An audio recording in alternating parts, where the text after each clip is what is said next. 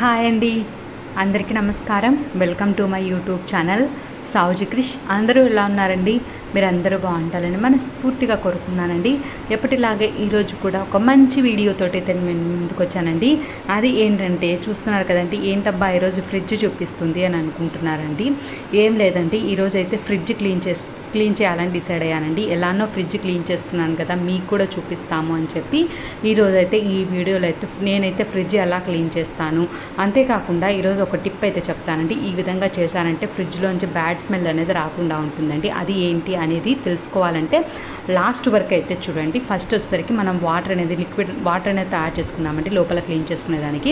దానికోసం వచ్చేసరికి ఒక బౌల్లోకి అయితే వాటర్ అనేది తీసుకుని ఒక నిమ్మ చెక్క అయితే పిండేసానండి. తర్వాత వచ్చేసరికి ఒక 1 స్పూన్ బేకింగ్ సోడా అయితే వేసానండి. తర్వాత వచ్చేసరికి వైట్ వెనిగర్ అనేది ఉంటుంది కదంటే ఆ వైట్ వెనిగర్ అనేది ఒక స్పూన్ అయితే వేసానండి. ఈ విధంగా కలిపేసుకోవాలండి. ఈ వాటర్ని వచ్చేసరికి ఫ్రిడ్జ్ లోపల క్లీన్ చేసుకునేదానికైతే వాడుకుందామండి. ఫస్ట్ వచ్చేసరికి ఫ్రిడ్జ్లో ఉండే ఐటమ్స్ అన్నీ తీసేయాలి కదండి. ఇప్పుడు వచ్చేసరికి ఫస్ట్ ఫ్రిడ్జ్లో ఉండే ఐటమ్స్ అన్నీ బయటికి తీసేద్దామండి. తీసేసిన తర్వాత ఎలా క్లీన్ చేస్తున్నాను ఏంటి అనేది, మళ్ళీ ఎలా సర్దుతాను ఫ్రిడ్జ్లో అనేది కూడా మొత్తం అయితే చూపిస్తానండి. ఈ మధ్య ఫ్రిడ్జ్ క్లీన్ చేయక చాలా రోజులు అయితే అయిపోయిందండి. చాలా రోజులు కాదు, కొంచెం నెలలే అయిందండి. ఈ మధ్య కొంచెం కుదరక క్లీన్ చేయలేదండి. అందుకోసమనే నేనైతే ఈరోజు నీట్గా క్లీన్ చేయాలి, డీప్ క్లీన్ చేయాలి అని చెప్పి అయితే అనుకున్నానండి. నేను అన్నీ తీసేస్తూ ఉంటే మా వాడైతే వచ్చాడండి, నేను కూడా తీస్తాను అని చెప్పి వాడి సహాయంతో అయితే అన్నీ తీసి అయితే బయట పెడుతున్నానండి. చూస్తున్నారు కదండి, ఈ విధంగా ఫ్రిడ్జ్లో ఉండే వాటిని అయితే బయట పెట్టేసుకోవాలండి. ఫస్ట్ అయితే ఫ్రిడ్జ్ మీద పైన కవర్ ఉంటుంది కదంటే ఆ కవర్ కూడా తీసేసుకోవాలంటే నేను ఆల్రెడీ కవర్ అయితే క్లీన్ చేసుకొని పెట్టుకున్నానండి. అందుకోసమనే నేను కవర్ అయితే తీసేయలేదండి. ఫ్రిడ్జ్ క్లీన్ చేయాలి అని అనుకున్నప్పుడు ముందు రోజు రాత్రి డీఫ్రాస్ట్ ఉంటుంది కదండి, అదైతే కొట్టేయాలండి. అలా చేయడం వల్ల డీప్ ఫ్రిడ్జ్లో ఐస్ గడ్డలు అవేమైనా ఉన్నా కూడా కరిగిపోతాయండి.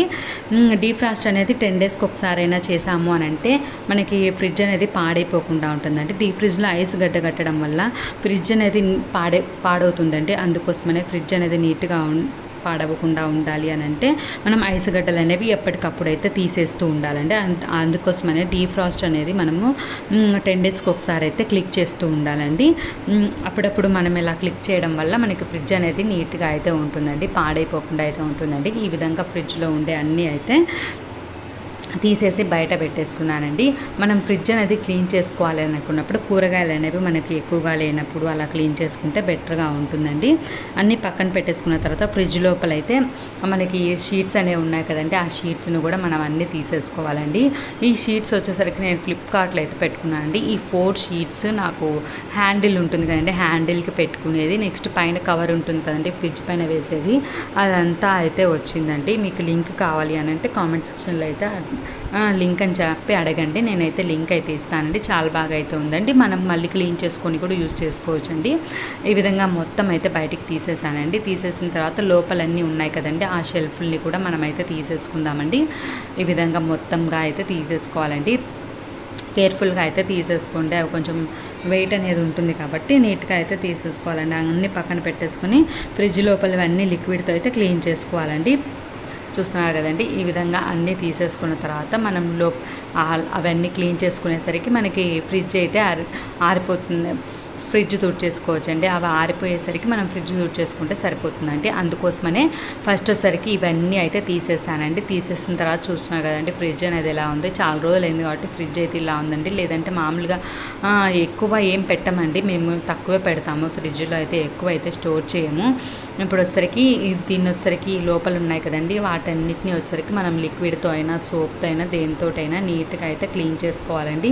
వీటిని క్లీన్ చేసుకొని ఆరబెట్టేసుకున్న తర్వాత ఇవి ఆరిపోయే లోపల మనం లిక్విడ్ అనేది తయారు చేసుకున్నాం కదండి, ఆ లిక్విడ్తో అయితే ఫ్రిడ్జ్ లోపలంతా క్లీన్ చేసుకుందామండి. అందుకోసమని ఫస్ట్గా అయితే మనం ఇవన్నీ అయితే క్లీన్ చేసుకున్నాము అని అంటే ఆ లోపల అది ఇది 2 కవర్ అవుతుందండి. మళ్ళీ మనం వీటిని క్లీన్ చేసుకోవడం, తుడుచుకోవడం అంత పని లేకుండా మనం బయట అనేది ఆరిపెట్టుకున్నాము అని అంటే ఎటువంటి ప్రాబ్లం లేకుండా మనకు ఉంటుందండి. మళ్ళీ తుడుచుకోవాల్సిన పని లేకుండా అయితే ఉంటుందండి. అందుకోసమని ఫస్ట్ అయితే ఇవన్నీ అయితే తీసేసి లోపల ఉండేవన్నీ తీసేసి నేనైతే క్లీన్ చేస్తున్నానండి.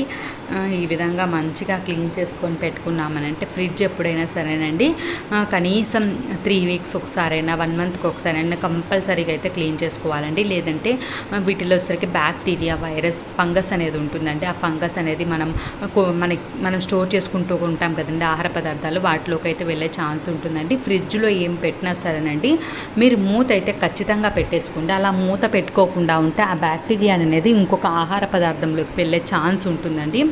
అందుకోసమనే మనం ఫ్రిడ్జ్లో ఏది పెట్టినా సరేనండి మనం మంచిగా అయితే మూత అనేది పెట్టేసుకోవాలండి. అలా పెట్టుకోవడం వల్ల ఎటువంటి ప్రాబ్లం అనేది లేకుండా ఉంటుందండి.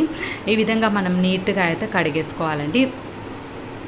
ఈ విధంగా ఫ్రిడ్జ్ అనేది ఎప్పటికప్పుడు క్లీన్ చేసుకుంటున్నాము అని అంటే ఎటువంటి ప్రాబ్లం ఉండదండి. ఈ విధంగా బయట అయితే నేను ఆరబెట్టేస్తున్నానండి. అన్నిటినీ అయితే ఆరబెట్టేసుకోవాలండి. ఆరబెట్టేసుకున్న తర్వాత మనకి ఉన్నాయి కదండి, మనం లోపల వేసుకున్నాం కదా, వాటిని కూడా అయితే నీట్గా అయితే సోప్ వేసుకొని క్లీన్ చేసుకోవాలండి.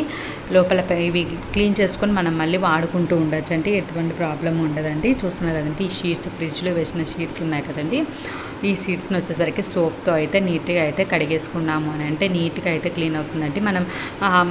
మనం మీగడ అలాంటివి కూడా పెడతాం కాబట్టి అవన్నీ కూడా కారేసి మనకి షీట్స్ మీద చట్నీ అలాంటివి పెట్టినా కూడా మనకి అదంతా కారిపోయి అలా ఉంటుంది కదండి. అందుకోసమనే మనం ఈ షీట్స్ని కూడా నీట్గా కడిగేసుకున్నాము అని అంటే మనకి నీట్గా అయితే ఉంటుందండి. ఫ్రిడ్జ్ క్లీన్ చేసేటప్పుడు ఒక్కటేసారి మనం అన్నీ క్లీన్ చేసుకున్నాము అని అంటే మళ్ళీ ఒక 1 మంత్ వరకు మనకి ఎటువంటి ప్రాబ్లం అనేది లేకుండా ఉంటుందండి. ఈ విధంగా అన్నీ అయితే నేను కడిగేసుకున్నాను అండి. షీట్స్ లోపల పెట్టేసుకునేటివి అన్నీ అయితే కడిగేసుకొని ఆరబెట్టుకున్నానండి. ఇవి ఆరే లోపల మనం ఫ్రిడ్జ్ లోపల ఎలా క్లీన్ చేయాలి అనేది అయితే నేను చూపిస్తానండి. ఫ్రిడ్జ్ క్లీన్ చేసిన తర్వాత ఎలా సర్దుకుంటాను నేను అనేది కూడా చూపిస్తానండి. మీరు లాస్ట్ వరకు చూడండి.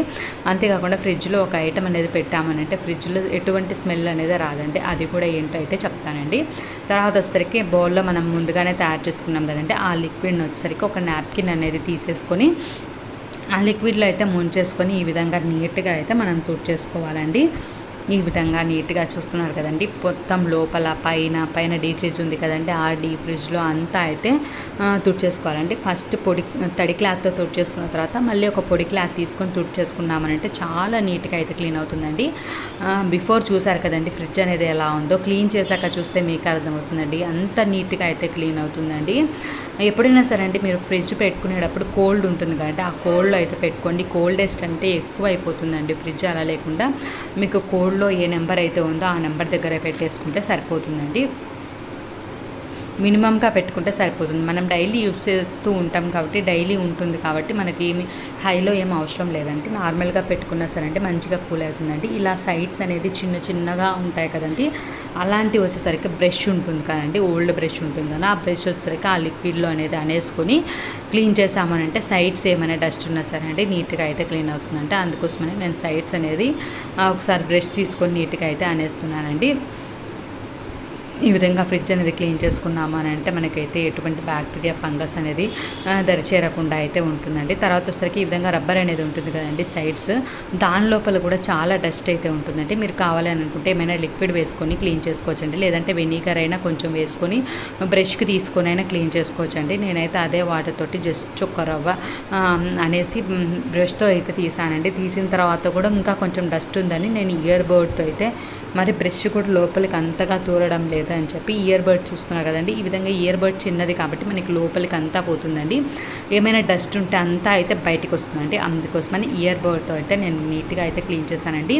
మొత్తం క్లీన్ చేసిన తర్వాత చూస్తున్నారు కదండి, ఈ విధంగా నీట్గా క్లీన్ చేసిన తర్వాత పొడి క్లాత్ ఉంటుంది కదండి, ఇప్పటిదాకా మనం తడి క్లాత్తో క్లీన్ చేసాం కదా, తర్వాత ఒక్కసారి పొడి క్లాత్తో అయితే నీట్గా అయితే క్లీన్ చేసుకోవాలండి.